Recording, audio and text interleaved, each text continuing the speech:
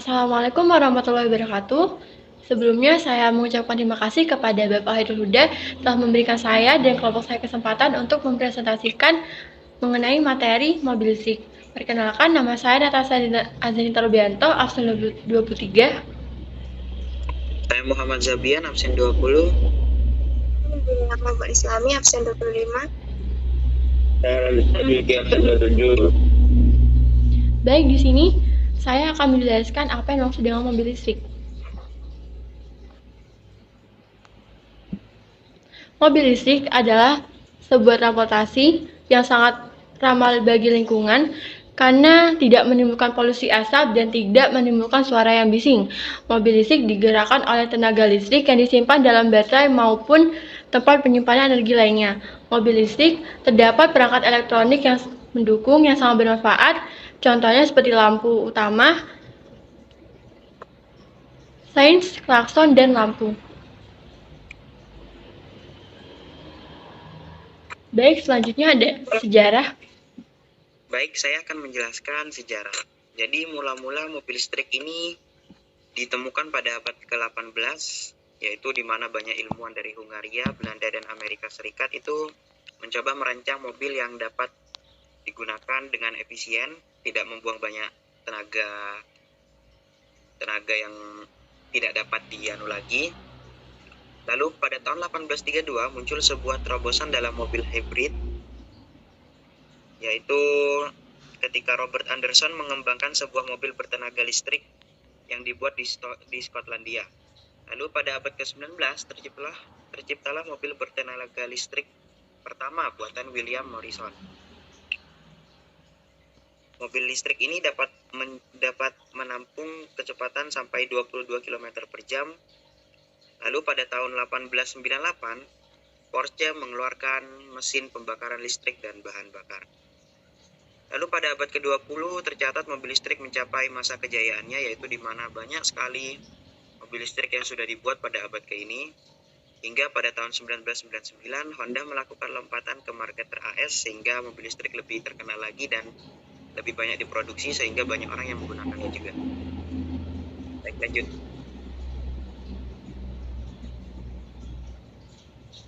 Untuk yang selanjutnya yaitu saya akan membacakan keunggulan dari mobil listrik. Yang pertama yaitu tidak mengandung emisi karbon. Emisi karbon merupakan zat berbahaya yang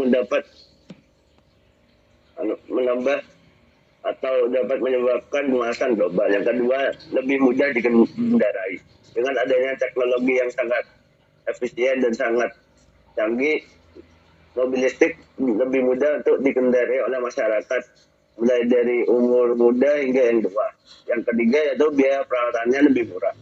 Biaya perawatannya lebih murah karena yang kita tahu mobil listrik adalah mobil ciptaan baru sehingga barang-barangnya masih terjamin dan masih ada di Indonesia.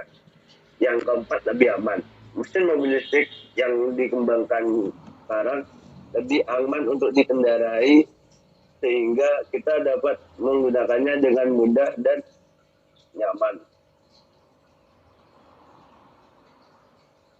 Oke, saya akan menjelaskan kelemahan dari mobil listrik. Pertama, pengisian daya yang lumayan lama. Jadi daya ini sebagai kutipan itu adalah bensin ya kalau misalkan di mobil biasa. Satu baterainya itu untuk prosesnya itu sangat lama, bisa dibilang lumayan lama karena bisa memakan waktu sekitar 25 menitan. Beda dibanding dengan mobil biasa yang hanya membutuhkan waktu sekitar 1-5 menit. Ini bisa 25 menit. Lalu yang kedua, tidak cocok untuk semua cuaca karena karena pada saat pengisian itu bergantung pada cuaca. Apabila kondisi cuaca terlalu panas atau dingin, daya baterainya itu tiba-tiba menurun. Itulah sebabnya kenapa mobil listrik paling pas jika dikendarai di negara yang kotanya itu memiliki kondisi cuaca yang stabil, sekitar 22 derajat Celcius. Baik, lanjut. Yang selanjutnya yaitu yang dijual belikan. Yang pertama, ada di VSK Glory FS Kondo Automobil di FSK Motors. Memperkenalkan mobil listrik Glory EV. Mobil listrik ini diklaim sangat hebat di Komisar Sian Deputi Produk Division Head menjelaskan kapasitas baterai sebesar 5,56 kWh. Dengan kapasitas sebesar itu, jarak hingga 405 km dari Jakarta Semarang, itu sekitar 400 km. Artinya, baterai yang terisi penuh dari E3 mampu mencapai Semarang. Yang kedua, yaitu produk dari Nissan Leaf. Nissan berkomitmen untuk menghasilkan kendaraan dengan teknologi ramah lingkungan di Indonesia. Paris Jepang bahkan tak menutup kemungkinan untuk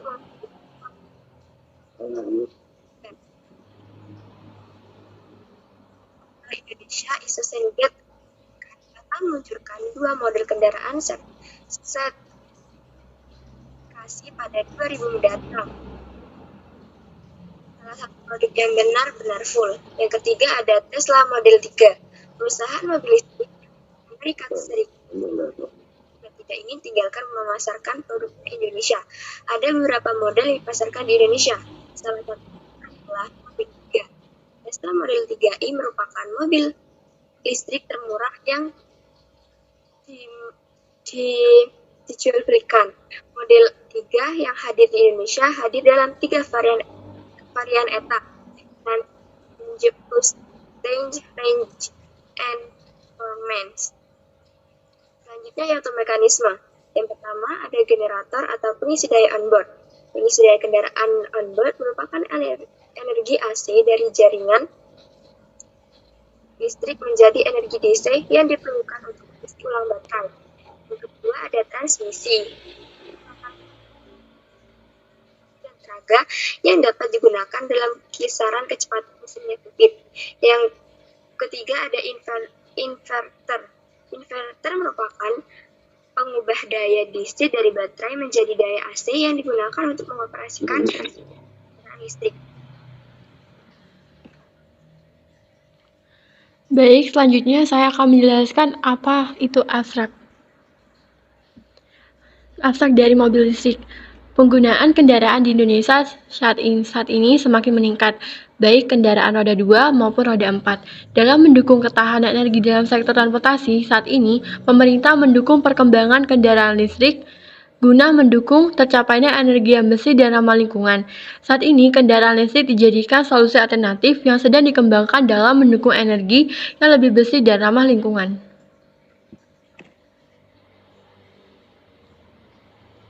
Nah, kembali ke yang contoh mobil listrik dong. Boleh. Nah, pada contoh mobil listrik yang dijual belikan, saya mengambil gambar yang pertama yaitu mobil Innova Zendik Hybrid.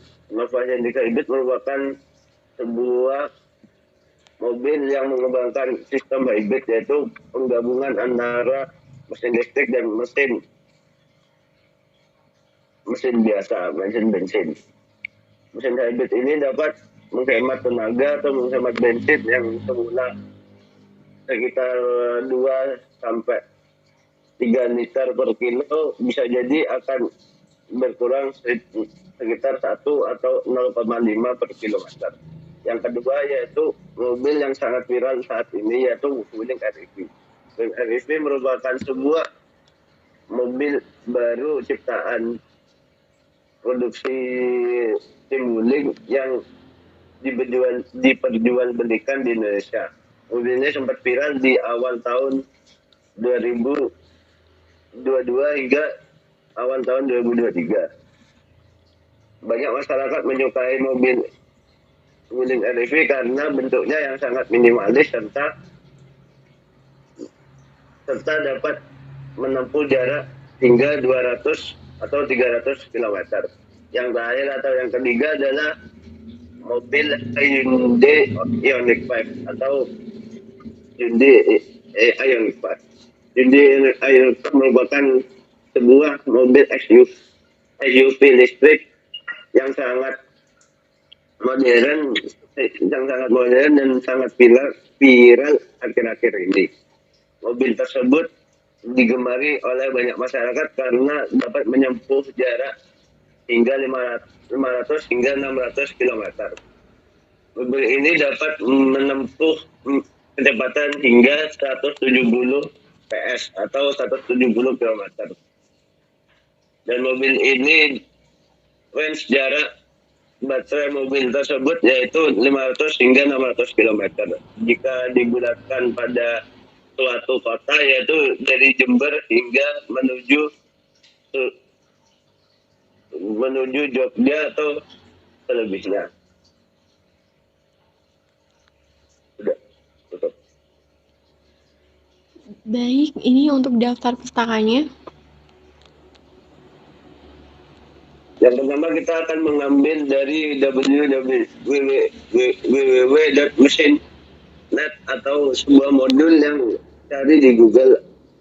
Yang kedua yaitu Startplayer Info Slide. Yang ketiga Startplayer sama namun beda jurnal. Yang ketiga, yang keempat yaitu jurnal yang dibuat oleh mahasiswa UGM.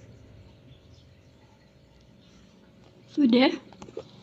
Sudah. Baik, sekian presentasi dari kelompok kami. Mohon maaf bila ada kesalahan. Wassalamualaikum warahmatullahi wabarakatuh. Yay, sudah. Terima kasih semuanya. Maaf ya sampai malam. Boleh gak minta presentasi lagi, Rek? Bukan ke kalian. Kalau udah masuk ke Pahuda gitu loh. Ini presentasinya jelek, gak bisa loh. Kayak gini tuh. Bisa. Aku tuh ketawa tak, Rek. Ya Allah, maafin. Bisa kalau udah masih. Terima kasih ya.